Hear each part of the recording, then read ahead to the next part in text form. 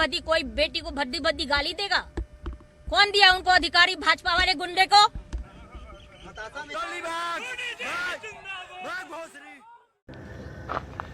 नमस्कार दोस्तों, बिहार के छपरा जिले में कल चुनाव संपन्न हुआ, लोकसभा चुनाव। वहां पे रोहिणी आचार्य और राजीव प्रताप रूडी के बीच में मुकाबला हो रहा था। वर्तमान सांसद राजीव प्रताप रूडी ही हैं और वहां से लालू यादव की बेटी तेजस्वी यादव की बहन रोहिणी आचार्य जी चुनाव लड़ रही थी इस बार।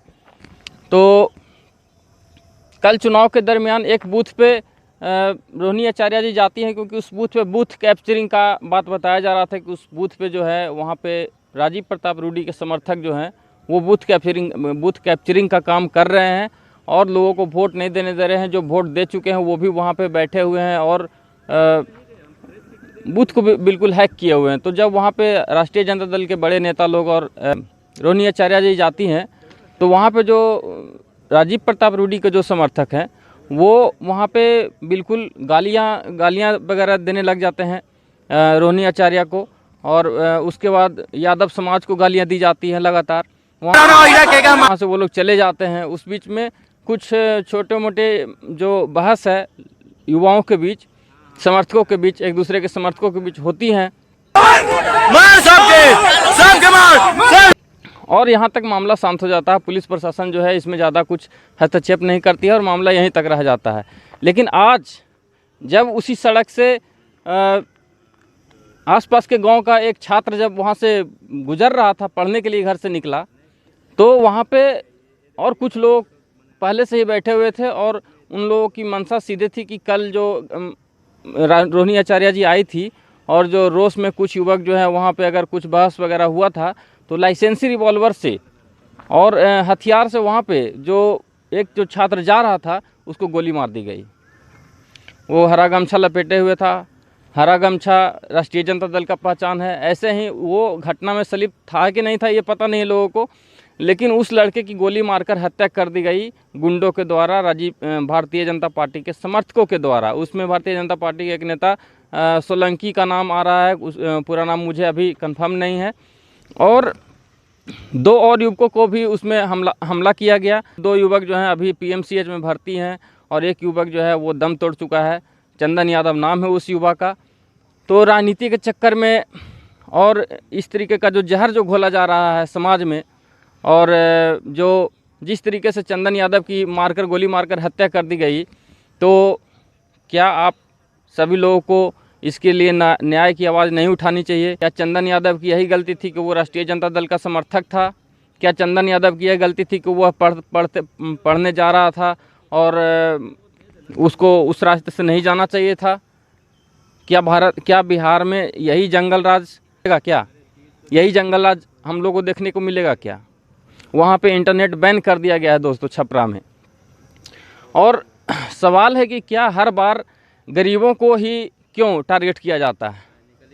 इन लोगों की जो मंशा जो थी, जो चंदन यादव को जिस तरीके से गोली मारकर हत्या की गई, क्या उसका दोष क्या था? क्या वो यादव होना उसका दोष था या राष्ट्रीय जनता दल का समर्थक होना दोष था? तो क्या आखिर उसकी गलती थी? उसकी हत्या आखिर क्यों की गई? क्या कल की घटना में, और मतलब कल की घटना में आपने रोहिणी आचार्य को गाली दिया, आपने यादव समाज को गाली दिया, और दूसरे दिन जो है आपको कोई भी घटना नहीं घटी, आपने गोली मार दी सीधे के सीधे। राष्ट्रीय जनता दल को तत्काल मुआवजे का घोषणा करना चाहिए, सरकार को भी करनी चाहिए मुआवजे की घोषणा, और सरकार जो दोषी हैं उनको फांसी होनी चाहिए। फांसी की सज़ा से नीचे कम कुछ नहीं। तो लगातार आप देख सकते हैं वीडियो में। एज अ कैंडिडेट हमको अधिकार है हर एक बूथ पे, आप लोग भी सब कोई थे मेरे साथ। वहाँ पे हम बूथ लूटने गए थे देखने के लिए कि कितना पोलिंग हुआ, क्या हुआ। उसमें से एक ये जो भाजपा वाले जो गुंडे हैं वो बैठे हुए थे अंदर में। उनसे पूछे हम कि आप वोट डाल दिए? तो बोला कि हाँ डाल दिए। तो हम फिर अंदर क्या करने, आप बाहर निकलिए। उसी पे ये लोग भद्दी मुझे गालियाँ दी गई है। उसके बाद से ये लोग पत्थर, बांस और डंडा लेकर के मेरे ऊपर जानलेवा हमला हुआ है। और उसके बाद से मेरे कार्यकर्ता को आज सुबह मार दिया गया है। चोट नहीं लगी, लेकिन भद्दी कोई बेटी को भद्दी गाली देगा?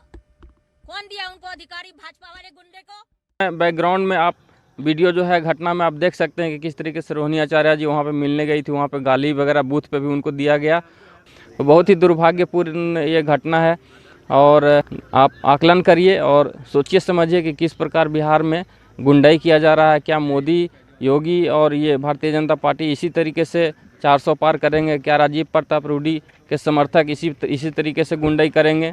क्या गुंडाई करके ही लोग आप चुनाव जीत पाएंगे? सोचने वाली बात है कि एक जो निर्दोष युवक है यादव जाति का, क्या उसकी जाति के आधार पर उसको टारगेट करके मारा गया? क्या उसको गमछा देख करके, हरा गमछा देख करके उसको मारा गया? आखिर क्या कारण रहा? आखिर क्यों?